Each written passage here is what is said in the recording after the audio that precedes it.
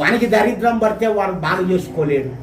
రోగాలు వచ్చిన దరిద్రం పట్టే ఏ జ్ఞానము లేక వాడు ఇతరులకు శిష్యులుగా తయారు చేసుకొని వాళ్ళతో శిష్యులతో డబ్బులు దోసుకొని తండుకొని సంపాదించుకొని బతుకుతుంటాడు. మాకు కాళ్ళు విసకండి, చేతులు విసకండి, మాకు ధాన్యం తీసుకురండి, అవి దాండి ఇవి దాండి, మేము ఎవరే మీ గురువుకి ఇచ్చే పుణ్యం రా మీకు అందరికీ వస్తుంది, లేకపోతే మీకు రాదు అంటారు. గురు బ్రహ్మ, గురు విష్ణు, గురుదేవో మహేశ్వర, గురు సాక్షాత్ పరబ్రహ్మం అంటారు. అంటే గురువు సాక్షాత్ పరబ్రహ్మ అవుతారా? వీడు సృష్టికర్త అవుతారా? వాడి పెళ్ళాం చేస్తే వాడు బ్రతికించుకోలేడు. వాడు సృష్టికర్త అవుతారా?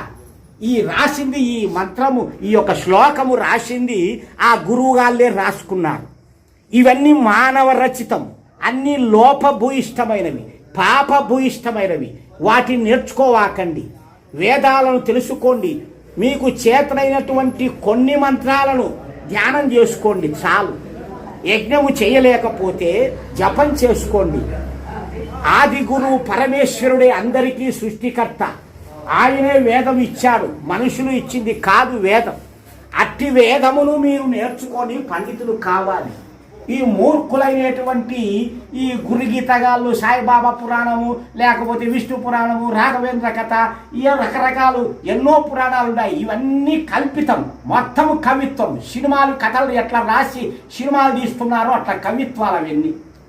వాటిల్లో ఏ విధమైనటువంటి దైవత్వము లేదు. మేము సత్యము చెప్పాలి కాబట్టి మా ధర్మం చెప్తాం. మీరు ఏమనుకుంటారో, మీరు కోపగించుకుంటారో అనుకుంటే మేము చెప్పం సత్యం.